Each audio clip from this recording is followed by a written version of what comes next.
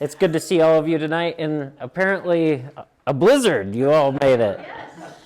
Which I've been inside for the last 6 hours, so I don't know what's going on out there. So this is the first I've heard of it. Yeah. So it is. I'm glad you're all here.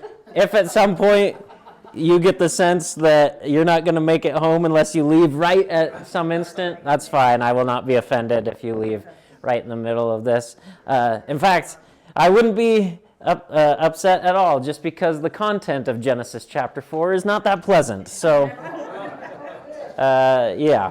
I would understand if you left in disgust. I would understand that, yes. But I am glad that all of you are here tonight as we re-engage with Genesis together in this 4th chapter. Like we have been doing, let's pray, and then we'll get into the world behind the text, the world within the text, and then talk together about what it means for us now. Heavenly Father, we are so thankful to be gathered once again in your presence tonight as we look at Genesis chapter 4. Here in this passage, God, there is much that we can learn and a lot of things that are also disheartening and tragic.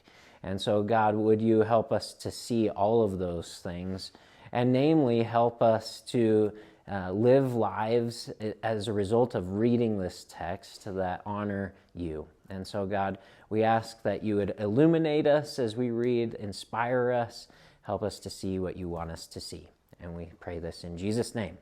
Amen. Amen. All right. So let's kind of recap where we have been thus far. We have read 2 stories of creation. One in Genesis chapter 1 that outlines this beautiful order and structure that God creates everything with. And at the height of this order is humanity on day number 6. And then that leads us into the second creation account that talks a lot about humanity and what humanity's role is alongside of God to rule over all of creation. But then we get to the tragedy of Genesis chapter 3. Instead of ruling over creation, a very strange creature described as a serpent rules over the 2 humans in the garden, tempts them, and they fall into that temptation and disobey God's one instruction for them, just the one, and they cannot follow it. And as a result, they are expelled from the garden, this home that God has created for them and for God to dwell with them, into this new land that has been cursed, that has weeds and has all of these obstacles to creating food that the garden did not have. And that brings us to chapter 4 in the storyline. A couple of other things I want to note before we jump in to the text itself that are happening behind the text here. First of all, we're going to read about a couple of brothers. And in the ancient world, there was a structure, a sort of hierarchy for siblings. And we're probably generally aware of this, actually, as biblical readers. The firstborn child, for the most part, in the ancient world, was the one to have the most status. They were the one who was going to inherit things from their parents. They were the ones that had more prestige and honor. They were the ones carrying on the family line and family tradition. That's happening in the background of this text. So it should be kind of in the back of your mind as we're reading. What does that have to do with what's happening between Cain and Abel? Okay, so matters of the firstborn children and how they are seen is there behind the text. Secondly, there's some debate about this next part, but I do think it's somewhat helpful at least to be aware of. In the ancient world, there was a sort of rivalry between cities and people who did not live in cities. cities in the ancient world were generally populated by farmers. So people would live in the city and then they'd go outside of the city to till their land and bring up their crops and then go back in the city at night and so on and so forth, day by day by day. But then another whole group of people were classified as herders or shepherds. Those folks were more nomadic. They didn't really live in cities. They lived in tents, and they'd go wherever their flocks or their herds needed to go. And what arose was this sort of animosity, if not outright hatred, between the two groups. And you can understand why in some ways, right? As the nomads are trying to find places for their animals to feed, they come across these cities that are surrounded by farms, and all of that farmland is taken up. And so their animals don't have anything to eat. From the other point of view, you're a farmer and you're trying to raise all these crops, and all of these sheep herders keep wandering through your fields with all of their sheep, and they keep eating up your lettuce and carrots and whatever else that they get on, okay? And so this sort of natural animosity developed between these two groups of people. Now, some biblical scholars suggest that the Israelites generally see themselves more in the line of the herders, the nomads. And especially as you read through the rest of the Genesis story after Genesis 11, you see that to be the case. Abram's wandering around with his herds and so on and so forth. They're nomadic. They are not staying in one place. And so there's this connection that the Israelites have with the nomadic lifestyle and those who shepherd things. And that image of shepherds becomes a really significant one throughout the biblical story, right? Even David, after he's already a king, living in a palace, thinks of himself still as a shepherd. So that imagery carries on throughout the biblical text, especially in the Old Testament, and you see some of that in the New. Now, that's really generalized. Of course, there's other agricultural images, and there's lots of metaphors using growing crops and that sort of thing as well. But generally speaking, scholars think that the Israelites kind of identified more with those who shepherded and were nomadic. So keep that in the back of your mind as we're reading from chapter 4 of Genesis. Finally, the first three chapters of Genesis really look at things from a very big scale. In fact, we can say cosmic scale, especially the first two chapters, of course, that are talking about creation and God's act of creating the known universe. But even in chapter 3, there's these specific people that are being talked about, these two individuals, but the connotation is that everything that they do has cosmic consequences, right? So their sin and their being kicked out of the garden is implied not just for them, but for all of humanity, right? As we get to Genesis chapter 4, we're going to get a bit more specific. We're going to really zero in on this first family and the relational dynamics at play. And then we'll even see in the latter half of chapter 4 our very first genealogy in the Bible. And so we're getting more and more specific and more targeted on individual people and this individual family that God has created to begin his process of what we call life as it exists now. Okay? So that brings us to Genesis chapter 4, starting, of course, with verse 1.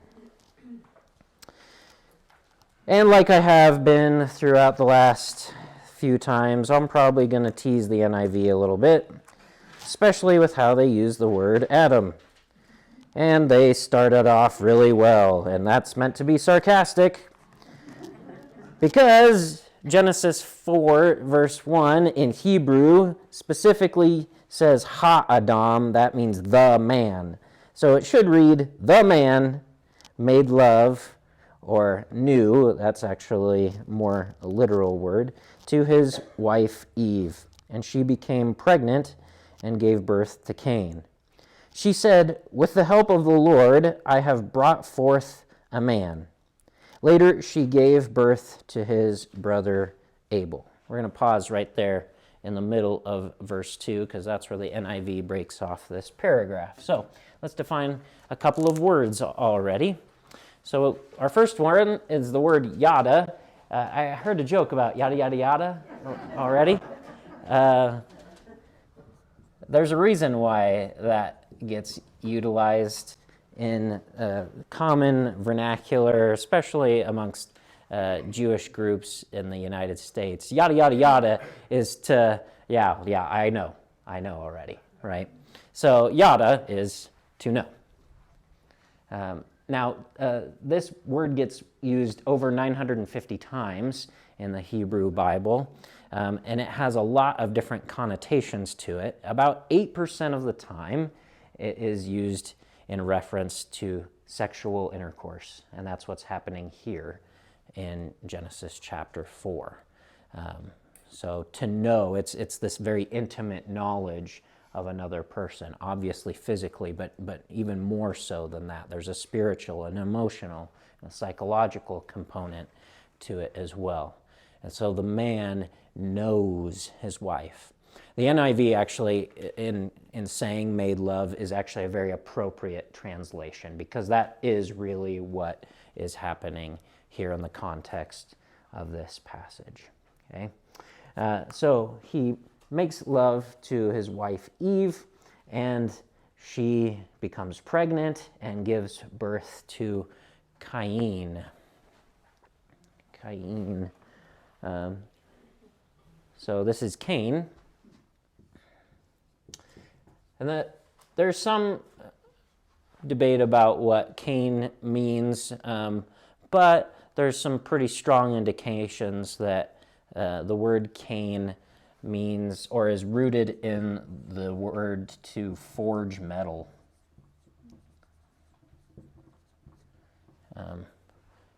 And later in the text, we'll start to see why his name is Cain. It's going to become a bit more clear as we go along. Okay, so they have this child. The Hebrew here, very fascinating in the end of the first verse, where Eve says, "With the help of the Lord I have brought forth a man." That word, or that phrase, "brought forth," could be also translated as acquired or fashioned. In fact, a more literal translation of that phrase would be, "I have fashioned with Yahweh a man." So there's this sense in which God is an active participant as well in this creative process, which, when you think back to Genesis 1 and 2, actually makes perfect sense, because that's the one who's been doing all of the creating anyway.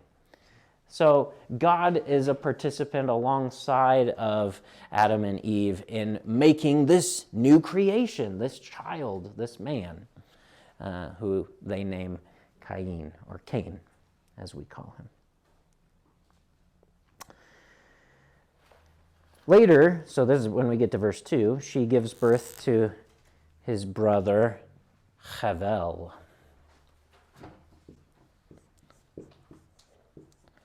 So we translate it in English as Abel. Hevel is also a really common Hebrew word that gets used a lot in the book of Ecclesiastes. In the KJV, this word gets translated as vanity. In the NIV, it gets translated as meaningless, but the most literal translation of it is vapor or mist. And it's meant to convey the sense of something that doesn't last very long.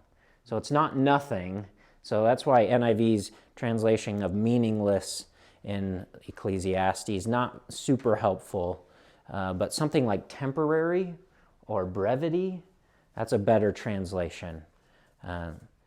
And as we read this story, we're going to see why this is his name. Because unfortunately, he don't last very long.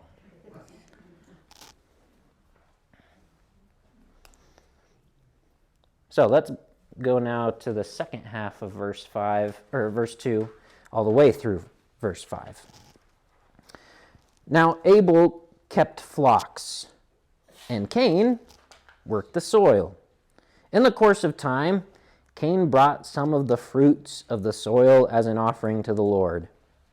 And Abel also brought an offering, fat portions from some of the firstborn of his flock. The Lord looked with favor on Abel and his offering, but on Cain and his offering he did not look with favor. So Cain was very angry, and his face was downcast. So as we get into the second half of the second verse here, we get this picture of these two brothers who are carrying out the human vocation that God has given to their parents originally, that they were called to serve the ground or work the ground and to rule over creation. The brothers are doing both of those things, one over the animals, one over the ground. So together they're carrying out what God's purposes are for humanity. So we're off to a really great start. Now, the text doesn't tell us why exactly they decide to give an offering to the Lord. They just do it. So there's this inherent sense in which that is a very human thing to do, to offer worship to God. It doesn't even need any sort of direction from God. God does not need to command it. It's something that humans on their own come up with. They recognize that they are not the ultimate beings in the world and that they should give value, worth, honor, glory, and then what we call worship to God. And so they decide they're going to give these offerings to God. First, Cain. So Cain makes total sense. He's a farmer.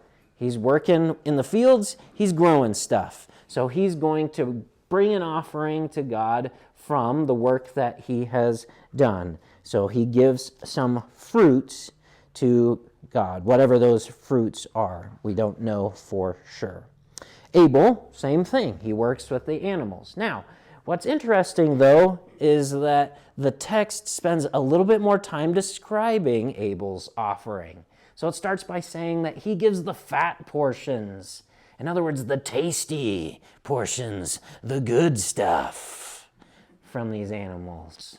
And not just any animals, but the firstborn, the cream of the crop, the very best ones. And there's also a sense of, obviously sacrifice. They're both making sacrifices, but his is a little bit more risky because he's the very first ones. This could be the only ones he has. He may not have any more. But he decides to trust that he will have enough, that God will provide for him, and he gives his firstborn animals in an offering to God. And then we read that the Lord, Yahweh, looked with favor on Abel, literally gazed upon his offering. The sense is like he looks at it and he's smiling. He's like, yeah, that's what I like. But on Cain's, he does not gaze upon that offering. Almost like kind of a meh. He looks at it and just doesn't glance at it anymore. The sense is that this is something that is acceptable from Abel, and from Cain, less so. Not the sense that Cain has done something bad, but that his offering is not as pleasing as Abel's. And that's an important distinction here. Cain has not sinned to this point. Cain is just not given something that, from the Lord's point of view, at least according to the text, is as pleasing as what Abel has given. Now, why that is not incredibly clear in the text. But I think it is reasonable to assume, because the text spends more time talking about Abel's offering, describes it with a little bit more specificity, seems to suggest that that is part of why his offering is favored as opposed to Cain's. In fact, some biblical scholars suggest that maybe Cain just kind of threw his offering together, that his heart wasn't really in it. His attitude wasn't the same as Abel, who picked out the firstborn and the very fatted portions. He put all his work into the offering that he was giving to God, whereas Cain was just like, yeah, okay, this one. Throw it in a basket, set it on fire. Do you think maybe that has something to do with, you said culturally the firstborn has more status? Yeah. Maybe he was taking that status for granted and was kind of like complacent. That's very possible, yeah. Again, the text doesn't say that for sure, but that is reasonable to assume within the text. Yeah, that's good thought. That's very good thought. Yep. And Abel had blood. Yeah, so to this point, so that I'm glad you brought that up. There have been some scholars who have said that God looks with favor on this animal sacrifice because of the blood qualities of it. That being said, I push back against that. Many scholars do push back against it because we haven't to this point seen God instruct the Israelites to give animal sacrifices. That comes much later in the biblical story. And along with that, God also gives instructions for sacrifices that are made from fruits. Even within that structure, right? You give blood sacrifices as an atonement for sin, but you do give thanksgiving sacrifices out of the first fruits of your crops. So God does accept those sacrifices as well. So I don't think it has to do necessarily with this being a blood sacrifice. I think it has more to do with either the fact that he gave the firstborn and that he gave higher quality of a sacrifice, or that his purposes and intentions and his attitude, I'm talking about Abel's, was more generous than Cain's, right? That Cain was just kind of throwing something God together. was actually, he knew Cain's heart Yeah. already. Yeah. Again, that's not explicit in the text. Right. But that is, I think, a very possible interpretation. Yes, correct. Yep, very, very good. Yes. Is there like a reason that, the firstborn being Cain, that he was over the soil and not the animals? Oh, that's a very good question. We don't see that in the text. So that's not abundantly clear. That's a very interesting question. Yeah, I don't know. Good question. That's a very good question. Okay. All right.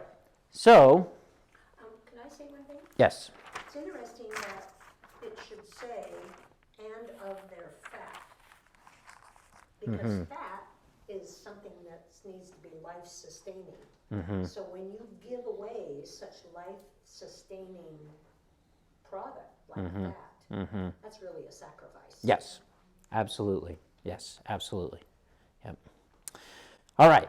So, Lord looks with favor on Abel's, but not so much on Cain's. So, Cain's reaction here at the end of verse 5. Cain was very angry, and his face was downcast. Or Cain was very chara.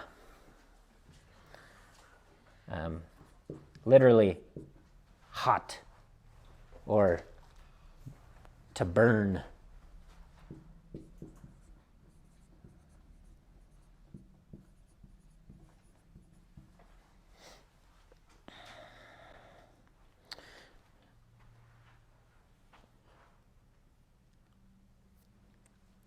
And then if we are to continue the literal translation from the rest of that verse, it's Cain was very hot and his face fell. Last week we talked about how another word for anger is the same word for nostril, with the sense that like you have this facial expression that that conveys what the emotion is. Similar sort of thing here. His face fell, the sense of disappointment, disillusionment, sadness, and together with the word for hot or angry and his face falling, the implication is that he's depressed, he's sad, he's disappointed, he's frustrated that God did not look with favor upon his offering. Okay. So we get to verses 6 and 7. Then the Lord said to Cain, "Why are you angry? Why is your face downcast? If you do what is right, will you not be accepted? But if you do not do what is right, sin is crouching at your door. It desires to have you, but you must rule over it." So just like in the Adam and Eve story in Genesis 3, God starts his interaction with a question. And this time prior to any sort of bad things happening, God asks Cain, "Why are you angry?" Now, God knows why Cain is angry. So just like before, when he's out in the garden wondering where they are, "Where are you?" Okay, he knows where they are. The questions are rhetorical. They're not actual questions that are trying to inquire about why he's angry and why his face is downcast. He knows. It's to initiate the conversation. Okay, it's a rhetorical device. Okay, with that rhetorical device, he then leans into this third kind of question slash an if-then statement that is meant to help Cain understand that he's right on the precipice of something dangerous. He says, this is a little bit different than what the NIV says, but probably closer to what's happening more literally in the Hebrew. By the way, verse 7 is a real pain to translate, and which is why when you read multiple English translations, you have very different renderings of what's happening in this verse. So this is my best stab at it. If you do well, then will you not be accepted or stand firm or be upstanding?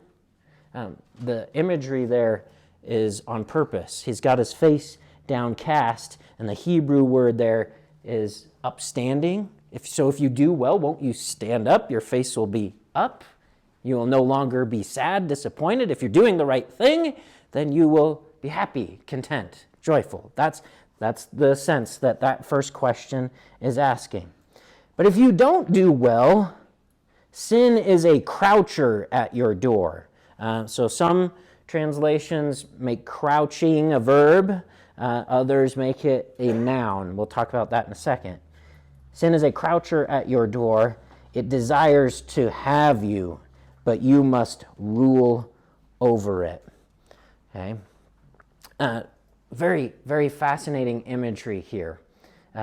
Sin is described as a croucher. What is that all about? Yeah, exactly. Ready to pounce? Right, yes, like an animal. Okay? Sin described like an animal that's ready to pounce and attack whenever the opportunity is right. It's just waiting patiently for that opportunity to come. And it's really notable that an image of an animal is used here to describe sin when it's an animal that causes the first sin to take place, right? It's the serpent in Genesis 3 who, though it doesn't get described this way, was crouching toward Adam and Eve to get them to do what the serpent wanted them to do. And so then it's not surprising that then God says that you must rule over it. Because again, the serpent was the one who ruled over Adam and Eve. And in the same way, this sin could rule over him. But he must rule over it. So he needs to be very aware of what's happening in this moment. His emotions are right on the verge of allowing sin to do something to him, to rule over him. He is no longer in control. It is now in control of him.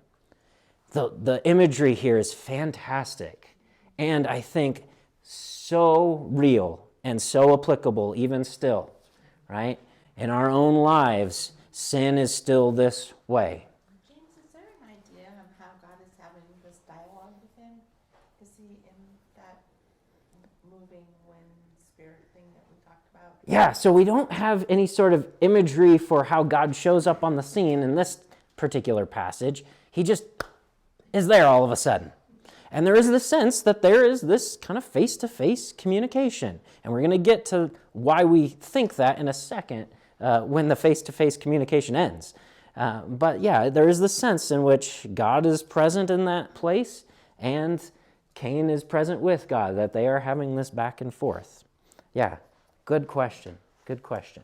Okay, so let's define a couple words here. Hatat is our word for sin.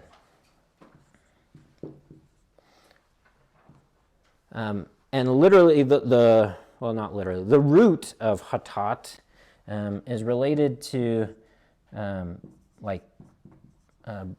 archery. So the idea is to miss the mark or the goal. So there's a sense in which there's some sort of standard, some sort of height, something that you're supposed to be aiming toward. To sin is to miss that, to be away from that. And in Greek, when you get to the New Testament, sin is the exact same idea. So this carries throughout the whole biblical story. Now, there are other ways that the Bible describes sin as well, but this is one of the primary ones, to miss the mark, to miss the goal. Okay? Robes is our word for crouching or croucher.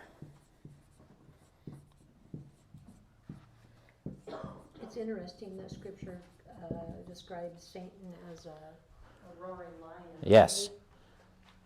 That- They sneak and That, crouch and- that is very intentional imagery rooted in this story, right? That the sense in which the devil continues on with the crouching, the waiting, ready to pounce and take over and in control. Yes. Yep. Very good. So God gives Cain this warning. And then He also makes sin not just referring to an animal, but an entity, very strong entity, because it says its desire is for you. So there's some that's a huge warning.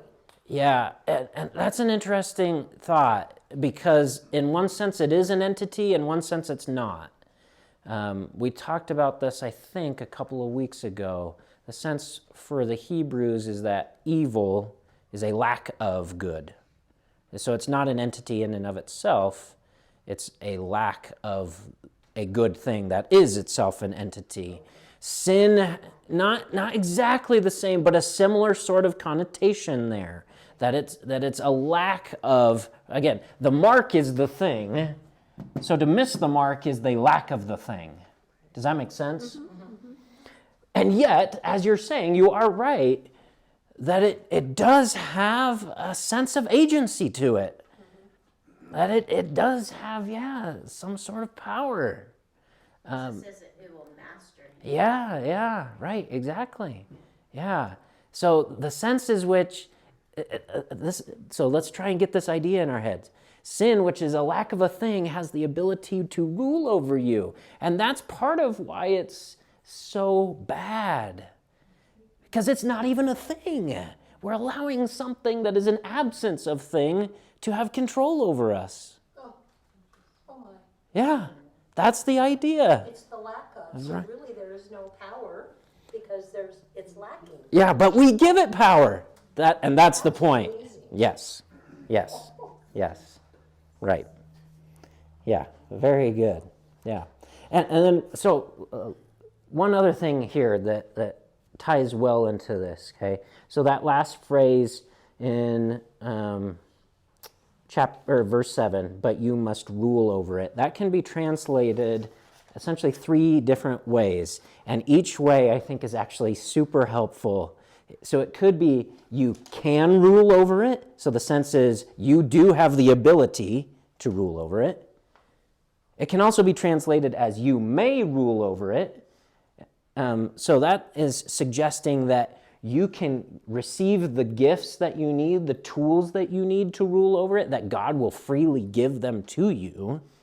And then how NIV translate it, you must rule over it. In other words, you have to. Otherwise, bad things are going to happen. You should rule over it. All 3 of those are happening all at the same time. So where does New King James, what I'm reading is should. Yeah, so should and must are similar idea. Yep. Mm-hmm. Yep. Yep. Very good.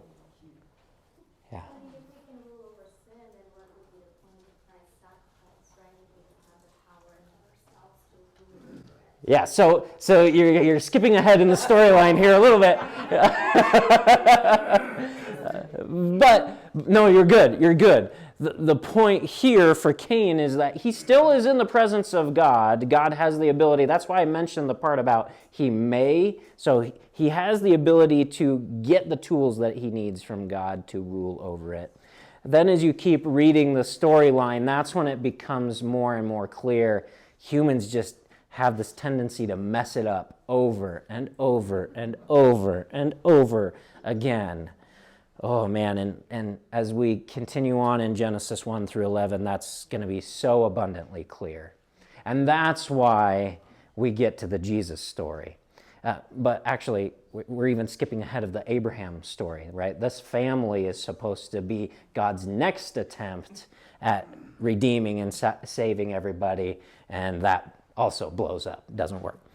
Not because of God, of course, because of this family's disobedience. Yeah, that's a good point, Anna. All right, verse 8. Now Cain said to his brother Abel, "Let's go out to the field." While they were in the field, Cain attacked his brother Abel and killed him. So they go out to the Sadeh.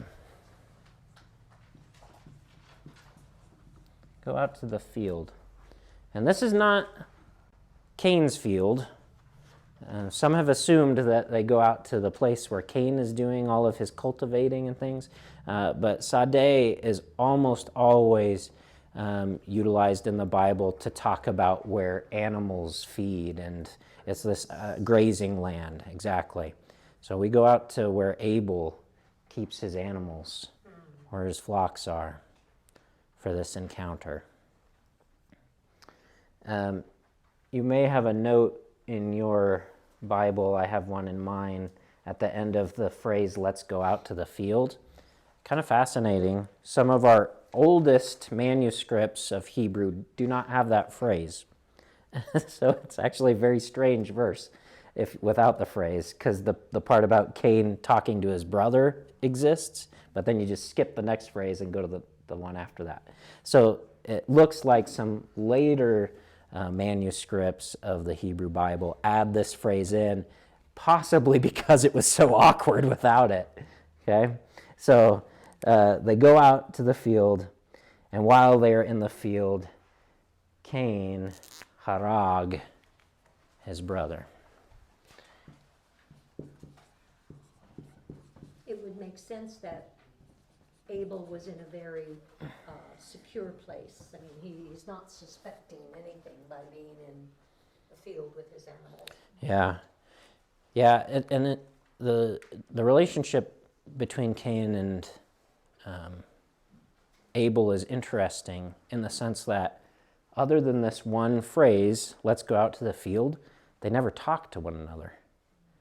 And as I just mentioned, the oldest manuscripts don't even have that phrase, in which sense they don't talk to each other at all.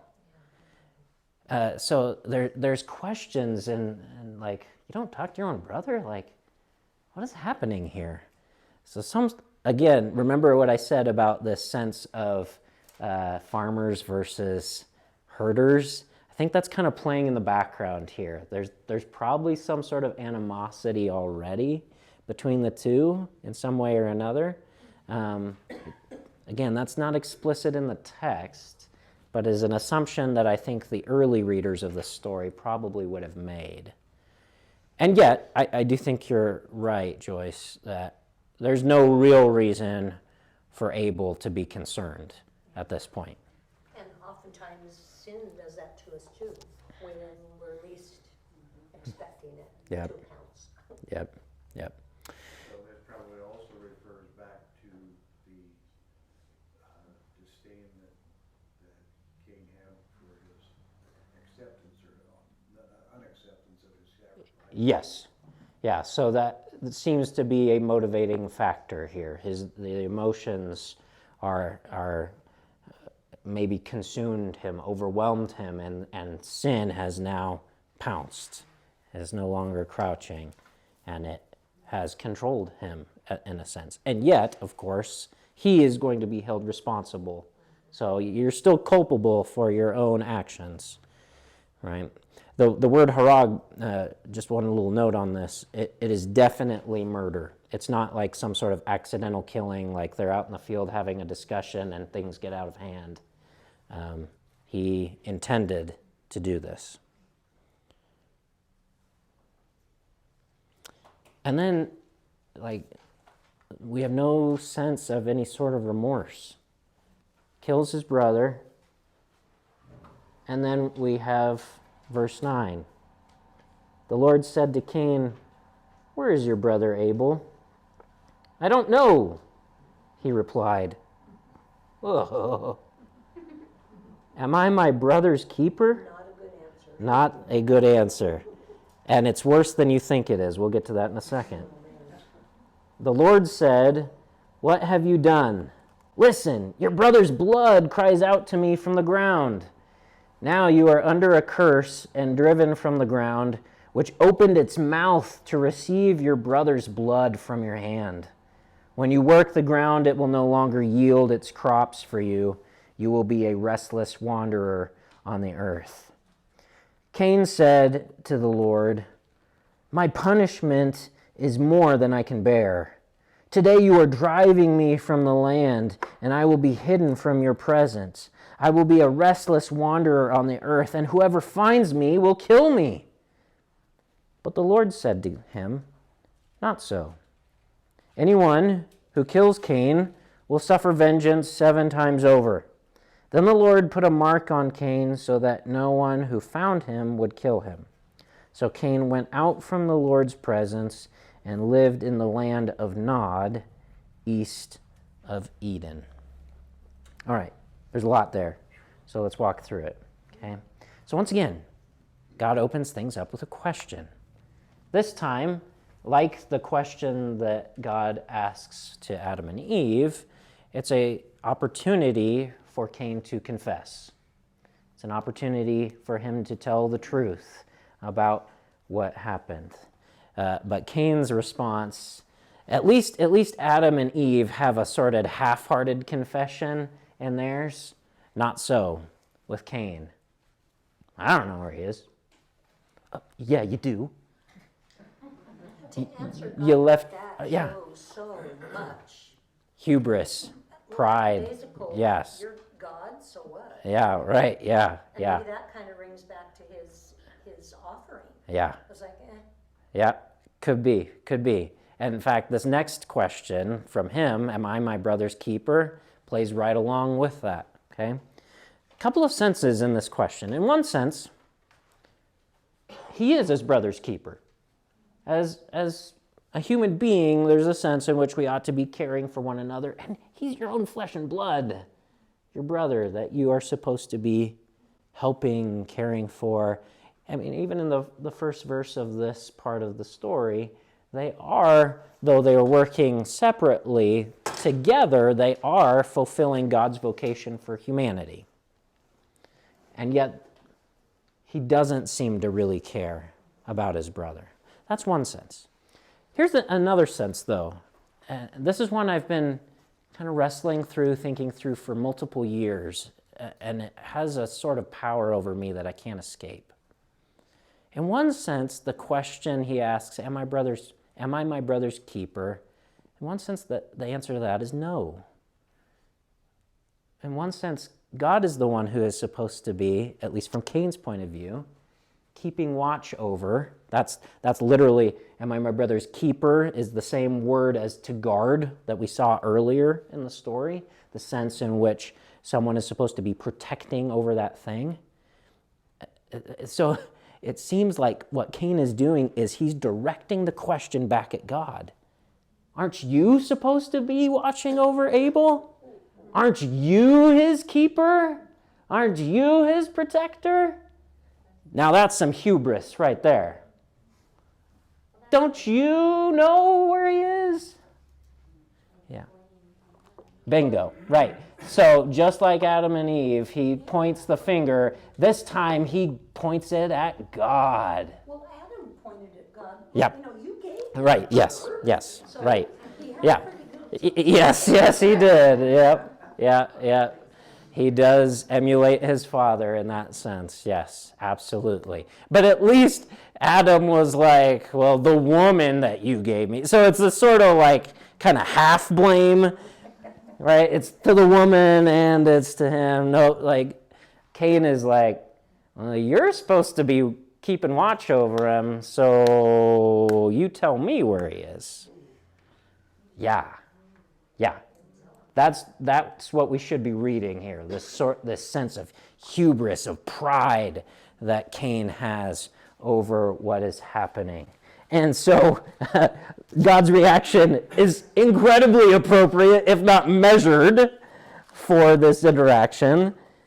What have you done? Again, we've seen that question before. He asks it of Eve. It's a little bit different. The one to Eve, what is this you have done? So there's one more Hebrew word, so it's a little bit softer. And this one, much more direct. What have you done? Listen, your brother's blood, it cries out to me from the ground. Once again, we have some anthropomorphic language. So the ground has the sense of the ability to cry out. Actually, the blood is the one crying out from the ground, right? And the idea is that God knows this violence has been inflicted, and he has this draw towards justice and judgment because of this senseless act of violence that has taken. Also, the irony, and the very sad irony here, is it's from the ground that humans are first created. So God uses the ground to make Adam, and it's into the ground that life flows and ends for the very first time. In Scripture, does it say the life is in the blood? Yeah, there's the sense of, we talked about, I think last week, the sense of like life force is a phrase that I find kind of helpful. For the Hebrew people, blood is like, that is life. Like you don't have life without it. And so for blood to be spilled out in the ground, that means that life has now ended. It's gone. It's purposeless. And that's a big deal for the Hebrew people. Purpose means a lot to them. To have no purpose means that it has lost its identity, its value. And God is very upset by this, right? And so the sad irony is from the ground which humans are created, now death flows into for the very first time of a human being.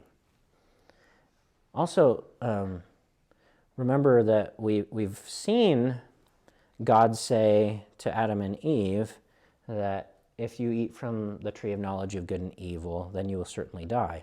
But in God's mercy, he allows them to continue living just outside of the garden. Well, was that a spiritual death? Yes, there is a spiritual death. Absolutely, absolutely. This is actual But this is the physical death for the first time of a human being, right? So God has extended mercy to Adam and Eve when it was not due to them. And now in this instance, There's no mercy that he can give to Abel to bring him back. He's gone. And yet, God will still extend some mercy to Cain. We'll get to that in a second. But first, the consequence. You're under a curse. Remember how we talked about curse is not always damnation in the whole Old Testament. There's a sense of it's like a driving out and opposition towards. So you are now opposed to the ground. In fact, the word driven from is not there in the Hebrew. That's an addition from the NIV. You're opposed from the ground. In other words, the ground is not going to cooperate with you anymore in making food, which has been his entire existence to this point. So that's a big deal. And it's because the ground has opened its mouth, more anthropomorphic language, to receive your brother's blood from your hand. So he's very clear, Cain, it's from your hand that your brother has died. So when you work the ground, it will no longer yield its crops for you, and you will be a restless wanderer on the earth. Remember what I said just a moment ago about purpose and having some sort of thing some sort of goal to work toward? The ideas of restlessness and wandering are anti-purpose. So he's now just wandering around. He has no more purpose for his existence, no destination to go to. Okay. So then Cain, he hears all this, and he laments to God, my awon is more than I can bear.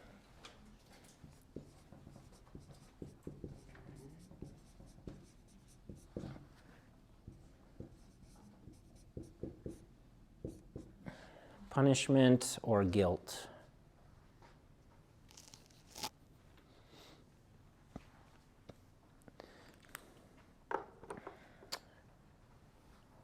My awon is more than I can, again, literally the Hebrew is to carry, to like put on one's shoulders.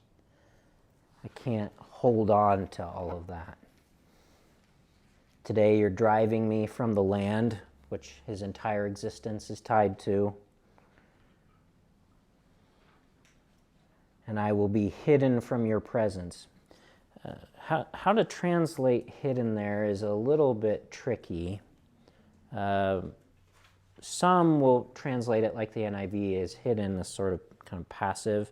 In other words, the sense is that Cain will not have access to God and God's presence. But it can also be translated in a more active sense. So it would be something more like, and I will hide from your presence. And I more and more find that translation to be likely, in part because we've already seen two humans try to hide from God's presence. So it's kind of in line with how humanity tries to run away from God when we've done something wrong, right? Yeah, exactly. Senses of shame and guilt. We want to hide ourselves from God's presence. That being said, I think both translations, hidden or hide, are very appropriate, and maybe both of them together are really helpful. Okay, so hidden from your presence, and I will be a restless wanderer on the earth, and whoever finds me will kill me. The last phrase is fascinating because up to this point, he's repeated everything that God said was his consequence until that last phrase. He's afraid that he's going to be killed by someone who finds him. So a couple of points on that. Who could kill him? Yes, right. I knew you were going to go there, Pat. Yeah. Who is it that could be doing this killing? Because to this point, there's Adam, and there's Eve, and there was Abel, not anymore, and there's Cain. Oh, there's more than that, isn't there?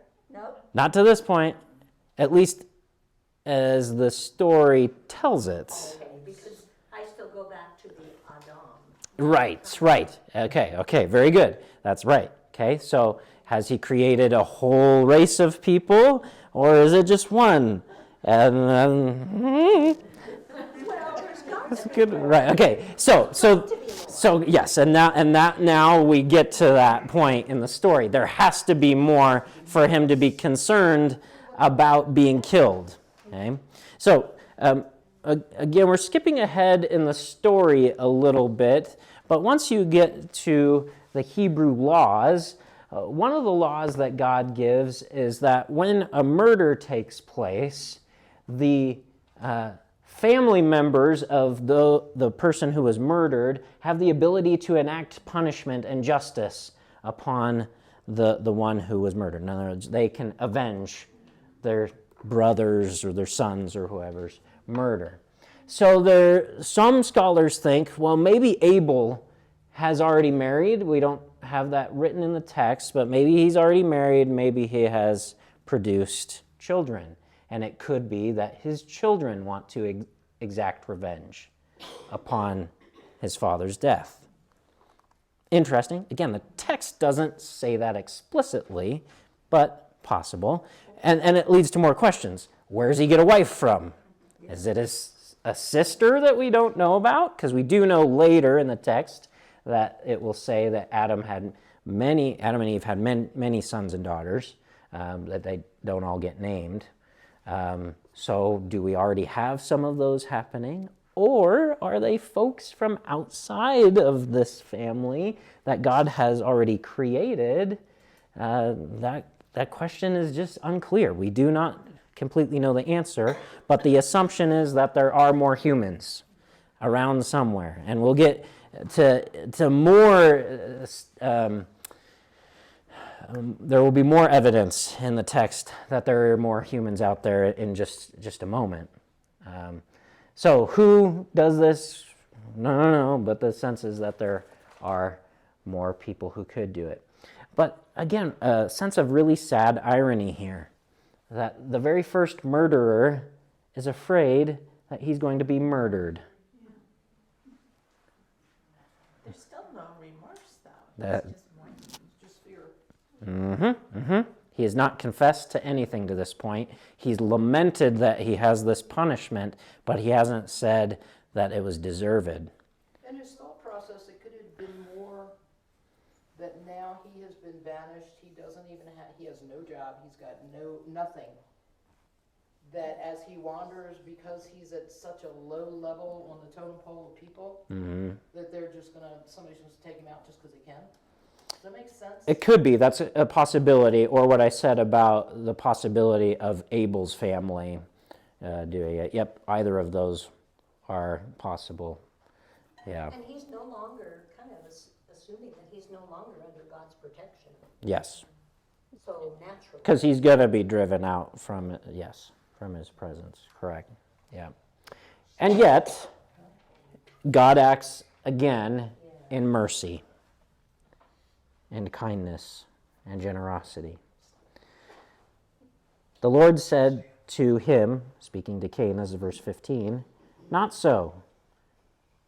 And then he's like talking to Cain, but then the text names Cain and it becomes plural. So it's like this royal pronouncement that's supposed to go out to anyone. Anyone who kills Cain will suffer vengeance 7 times over. Now, 7 times over is kind of a fascinating phrase, just because how do you avenge someone's murder 7 times? I kill you once, and I kill you again, and I kill you a 3rd time. So that's not the sense. But we have talked about the number 7 before. 7 is this number that represents, we've used the word perfection. That word's fine as long as you understand perfection in the sense of wholeness and completion. Right. So the sense is that the vengeance that would be exacted would be complete, whole. It would be suitable. So that's why the 7. In fact, 7 is actually an interesting translation there because the Hebrew actually says 2 times 7. It actually says 14. But the NIV is translating it with the sense that it's meaning anything related to the number 7. Because as we've talked about before, multiples of 7 still refer to 7 and the idea of wholeness and completion. Okay, so the NIV made an interpretive move there just to call it 7. In fact, many translations do. Okay. Then he says, I'll put a mark, and the word for mark could also be sign, so a mark or a sign. And then there's a preposition here that's actually kind of tough to translate. So NIV translates it a sign on you, but it could be a sign for you. So there's some questions about whether or not the sign or the mark, however you translate that, is actually on Cain himself, or it's like some sort of thing that he's carrying around that says, this is what God says, don't kill me. Either way, the sense is that God has given him some sort of, again, sign or mark that is going to help protect him as he wanders out in the places of wandering. Okay, I've unintentionally kind of skipped over our word nakam here. Nakam is to avenge, and the sense is that it's vengeance that is suitable for whatever action that has taken place. So it's not a word that suggests that, like, if, let's say, I don't know, I take your glasses and then you shoot me in the kneecap, that's not the same, right? It would be some sort of, yeah, exactly. It's supposed to be closer to eye for an eye. So if I take your glasses, you should be able to take mine. That's the sense of nakam. It's supposed to be appropriate. Can you say that the Hebrews felt, or it's their right, when a murder takes place, the family can avenge? That becomes a law later, yes. So yeah, we have to be careful. Does that not come from the Lord? Yeah, it's in the Old Testament. Even though he says, vengeance is mine? Yep.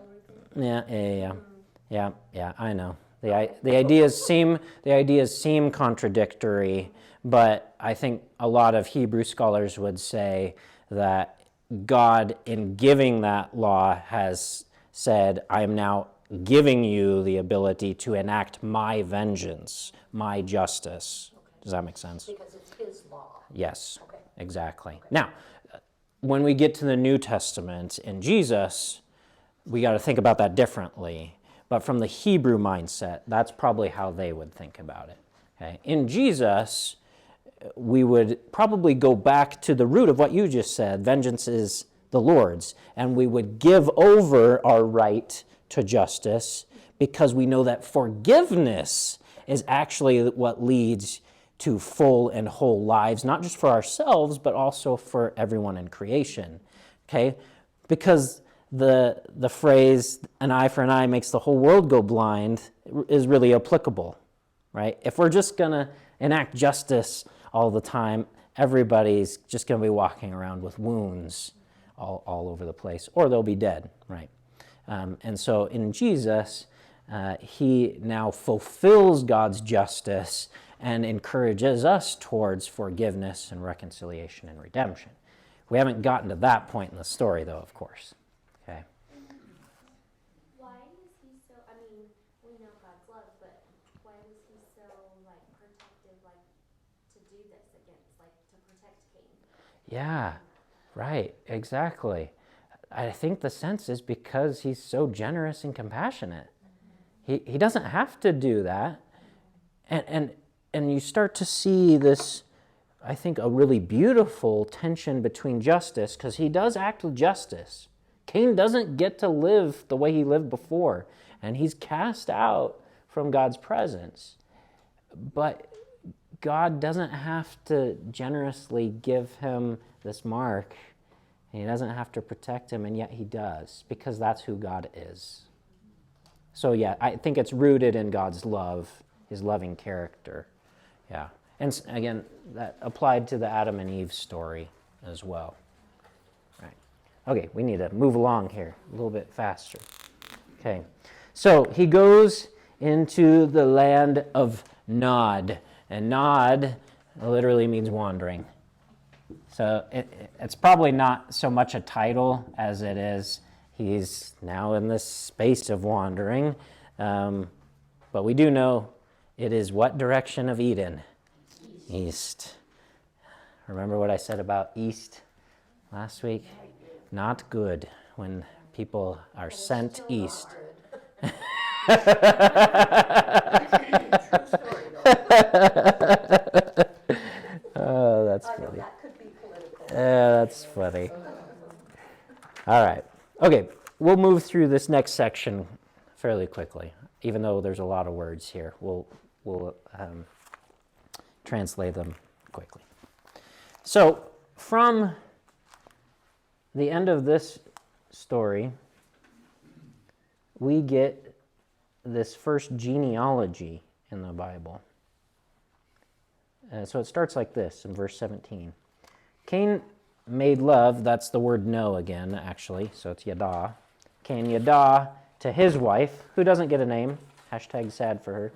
We don't even know where she came from. Yeah, right. Good. But she became pregnant and gave birth to Enoch. Cain was then building a city, and he named it after his son Enoch. To Enoch was born Irad, and Irad was the father of Mahujael, and Mahujael was the father of Methushael, and Methushael was the father of Lamech. Now Lamech married two women, one named Adah and the other Zillah. Adah gave birth to Jabal. He was the father of those who live in tents and raise livestock. His brother's name was Jubal. He was the father of all who play stringed instruments and pipes, or flutes. Zillah also had a son, Tubal-Cain, who forged all kinds of tools out of bronze and iron. Tubal-Cain's sister was Naamah. Lamech said to his wives, Adah and Zillah, listen to me. Wives of Lamech, hear my words. I have killed a man for wounding me, a young man for injuring me. If Cain is avenged 7 times, then Lamech 77 times. All right, so we'll pause there. You'd like to know where all these little women came from. Yeah. Who are all these ladies? Okay. All right. So we get the story of Lamech and all sorts of fun people in here. Yeah. So,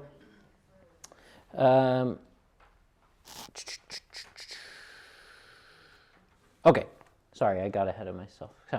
So Cain finds a wife out in his wandering somehow and has a son, in Hebrew, Hanok. We translate as Enoch.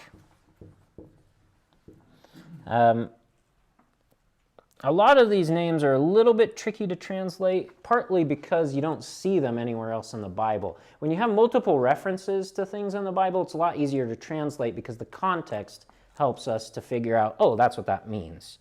In a lot of these cases, it's tough because this is the only place we see them. But we have some ideas. So Enoch, we believe, is related to dedicating or dedication.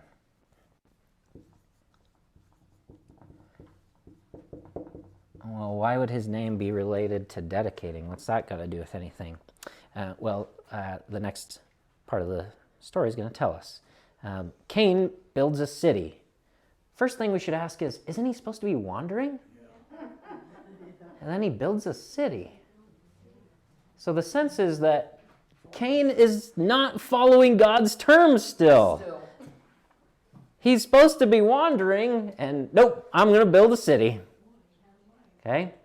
How does he build a city? Because he's a metal forger. Aha! And we find out that one of his sons, Tubal-Cain, we'll get to that in a second, he's also a metal forger. Helps him build this city. Okay? So, what's being dedicated? The city, which he names after Enoch. So it's kind of circular, right? I'm going to dedicate the city, and the city's named dedication, Enoch. Yeah. So he has a son. Enoch then has a son. His name is Arad. He's got a great name. That means wild donkey.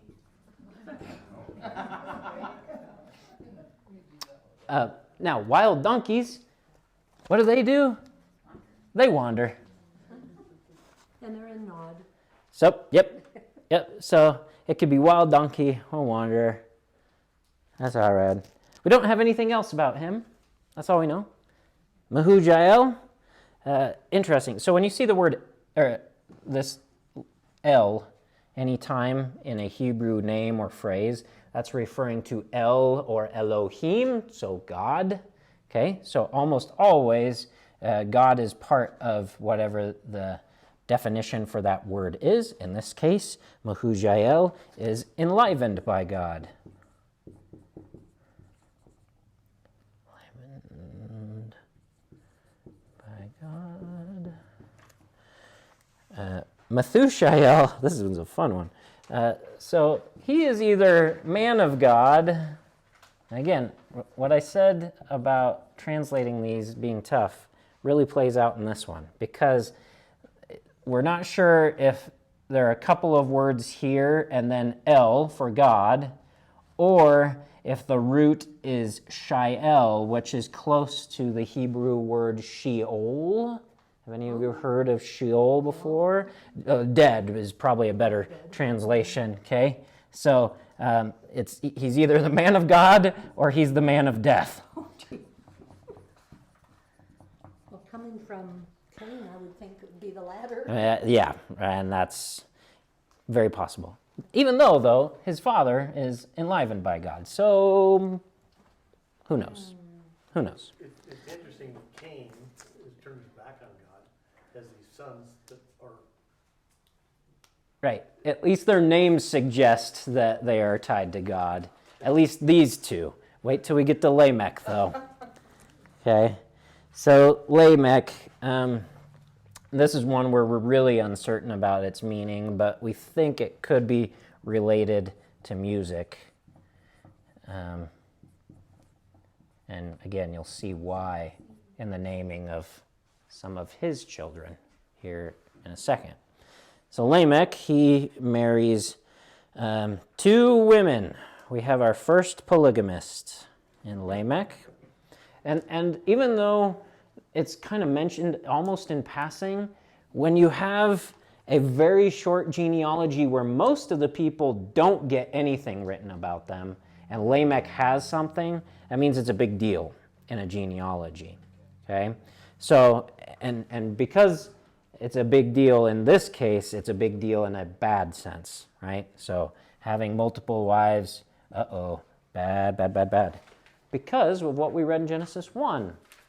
Male and female, he created them in the sense is that they are supposed to be just the 2 of them united as one. Now you don't have the ability for one, you've got half and a quarter, or, you know what I mean? Obviously they're not quarter of people, but the idea is that they are not whole in their relationship with one another. Both of them have very pretty names, though. Adah means ornament. So this, like you would think of as a Christmas ornament, that she makes things beautiful. James, Yes. these names, so did they just have like just a small pool of names to pull from? Because are these the same names from the other son? Later? Some of them, not all of them, are the same. Yeah. So we'll see Enosh. We'll see, and I think there is an Enoch. We'll see a Methuselah, which is kind of similar to Methushael. Yeah. So, yeah. So we'll see some similarities, but think about it in the way that we name our own children. We often name our own children after people in our family and people who preceded us. So similar ideas happening there. Or when Eve named Abel, she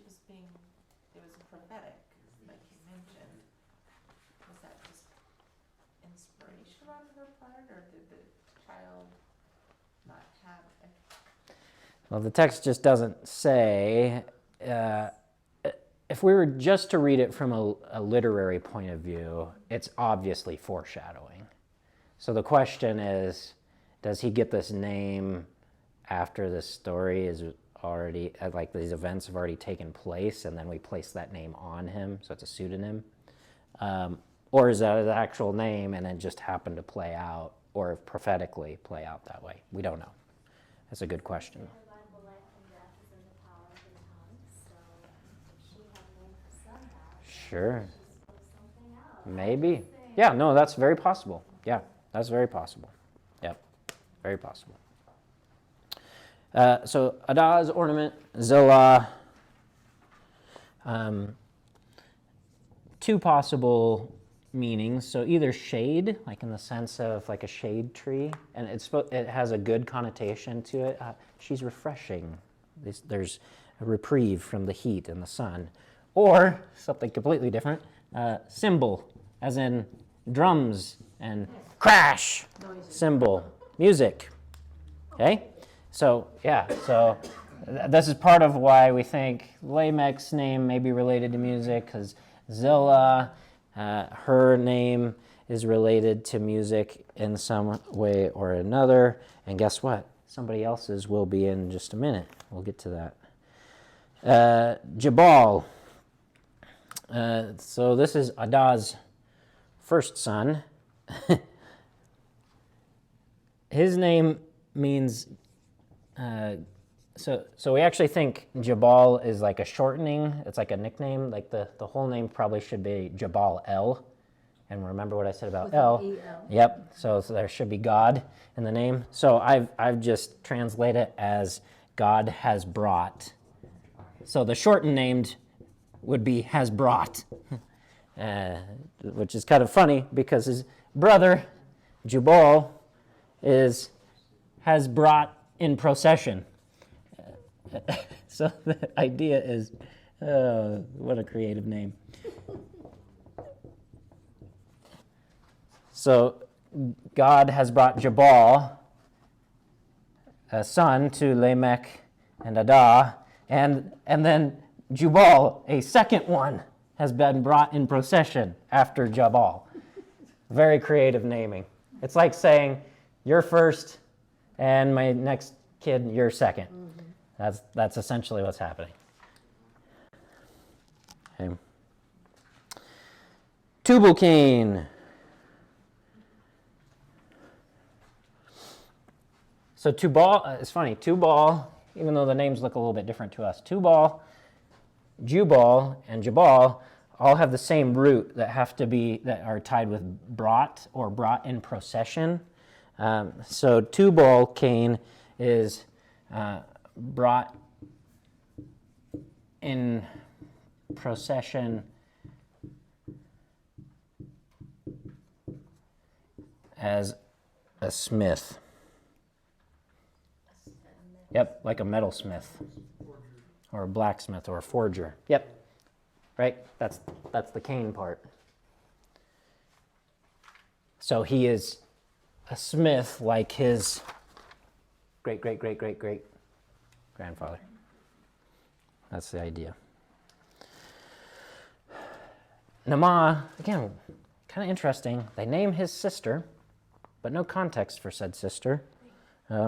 Her name means pleasant or lovely.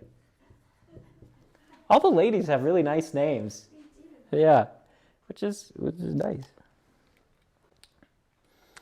Yeah.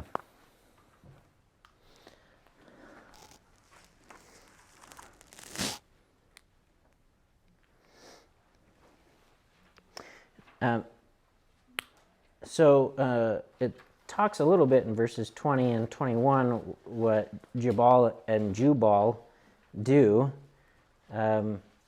One is like the father, essentially, of animal husbandry is the idea that we should get. That he works with animals and they live in tents, that sort of thing. The second one, Jubal, he's a father of all who play stringed instruments. So we have the music thing again, and the pipes, so again, flutes and that sort of thing. are the idea. Okay?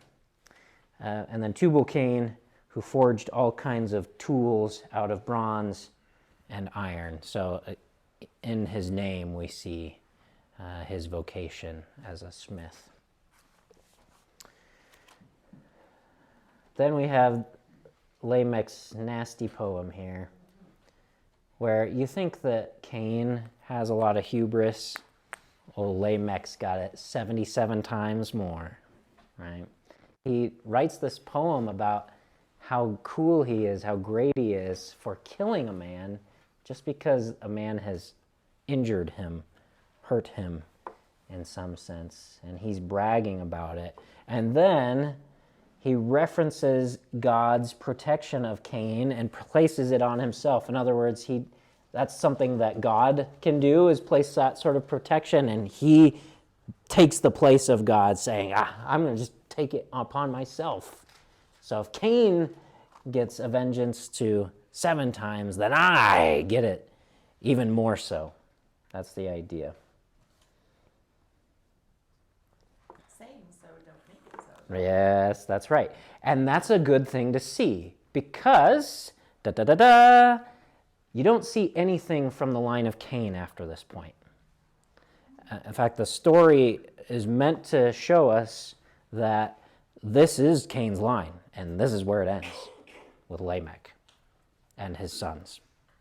By the way, from Adam to Lamech's sons, 7 generations. In other words, it's complete, it's whole, and that's the end of it. There's no more. Okay? Which is why then the story shifts immediately after that back to Adam and Eve. No more about Cain. His story is over, and the story of his family is over. So verse 25, Adam yada his wife again, and she gave birth to a son and named him Set.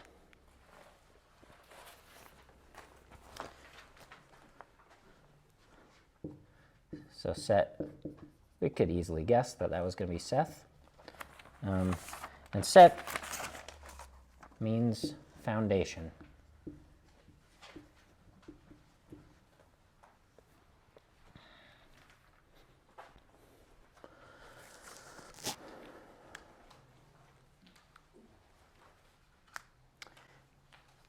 So they gave birth to a son, named him Set, saying, God has granted me another child in place of Abel, since Cain harag him. Seth also had a son, and he named him Enosh. At that time, people began to call on the name of the Lord. So this kind of interesting phrase to finish out this chapter. First, let's name Enos here. Enos is actually another Hebrew word for human.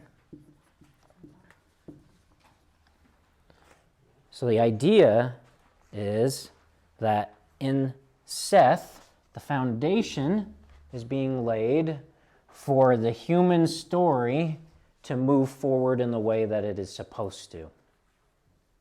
Does that make sense? Pretty cool, actually. So Enosh is supposed to be this sort of like a new Adam. We're gonna get things started over again and try and get them going in the right direction, which is why then we get the phrase at the end of the chapter, people began to call on the name of the Lord. Actually, probably a better translation, just because of the context, should be something like, at that time people began to call on the name of the Lord again, or began again to call on the name of the Lord. Because in the Adam and Eve story, it's implied that they call on the name of the Lord. That idea is simply that they have a connection with God, that there's a real relationship there. That's what calling on the name of the Lord means. And so in the Cain story, we see this cycle of sons and family members who no longer call on the name of the Lord, Lamech being the height of that.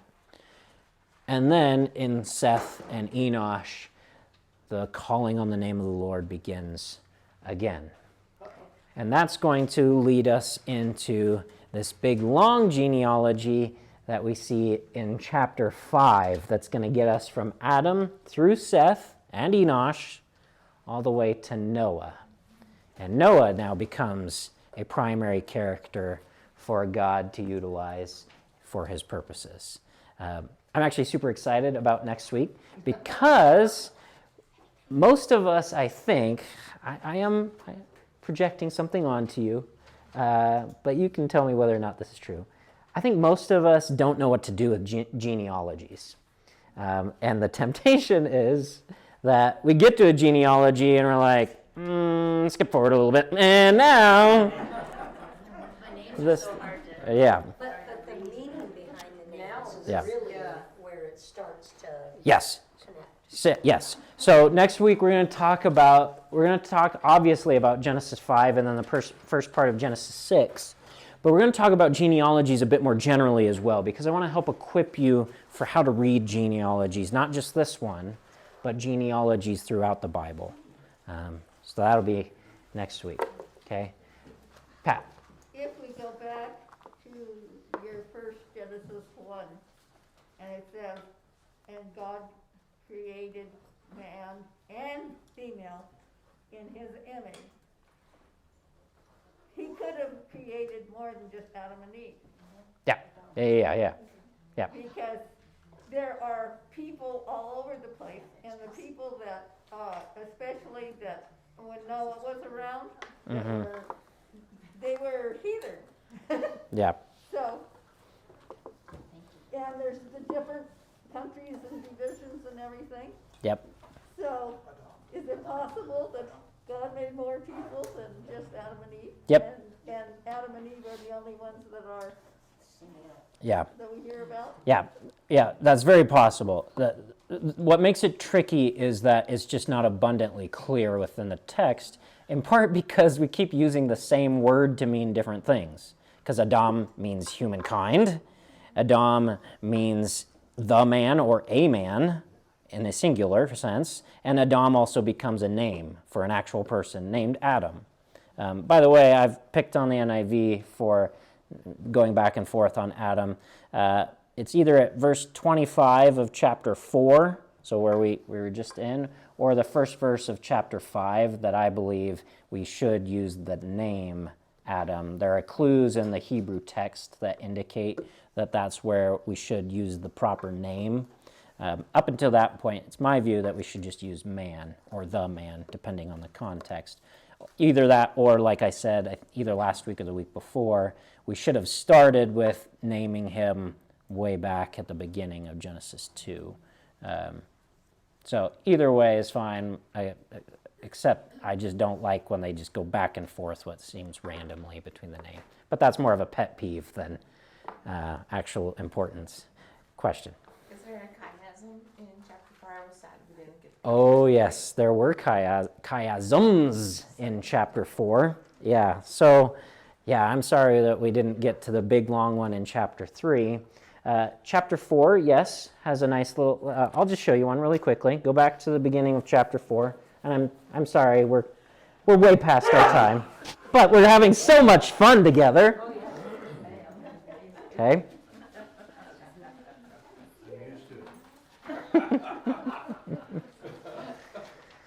Okay, so when you get to the second half of verse 2, you have now Abel kept flocks. Actually, let me pull out my, I want to make sure that I get the chiasm right here.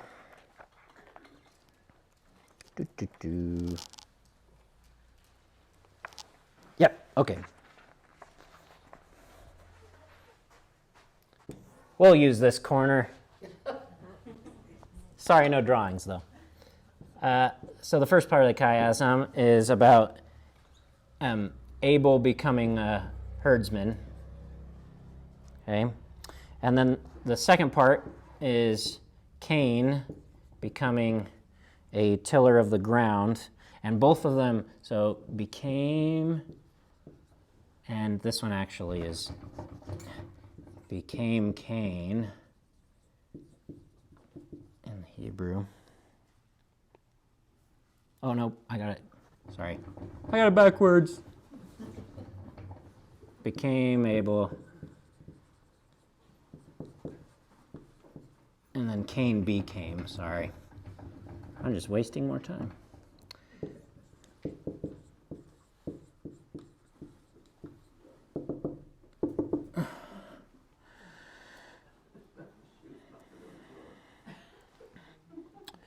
And then, so the next part, so these two are connected, brought Cain,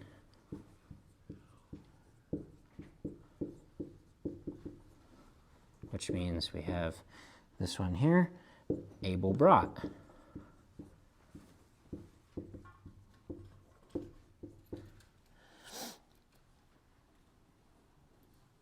And then in the latter half of verse 4 and verse 5, you have another chiasm right there. Showed regard for Abel and his offering. For Cain and his offering, he did not show regard. So the regards, parallels, and then the offerings, Cain and Abel's parallels. Yep. Those are two of the chiasms. There's multiple ones, actually, in chapter 4. So that can be part of your homework for the next week. Find another one. You get extra credit if you get. I will give extra credit if you find more chiasms. Yeah.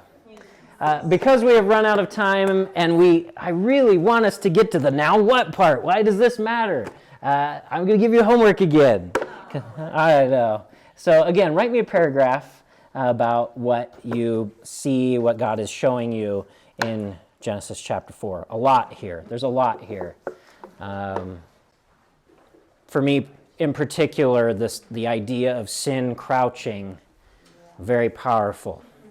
And helpful to understand because of just how much of a mess we can get ourselves in when we neglect how powerful sin can be over our lives. Yeah. Yes, exactly. Yep. Yeah, and we haven't really talked about this, but the implication, you don't see it, again, explicitly written, but the implication is that when we sin, that it has effects beyond ourselves. To the ground gets cursed, and to subsequent generations. It just goes on and on and on. Yeah. All right, everybody. Hey, I'll stick around. If you have one-on-one questions you want to ask me, I'll stick around for a little bit. Feel free to. Yeah. And drive safely, please.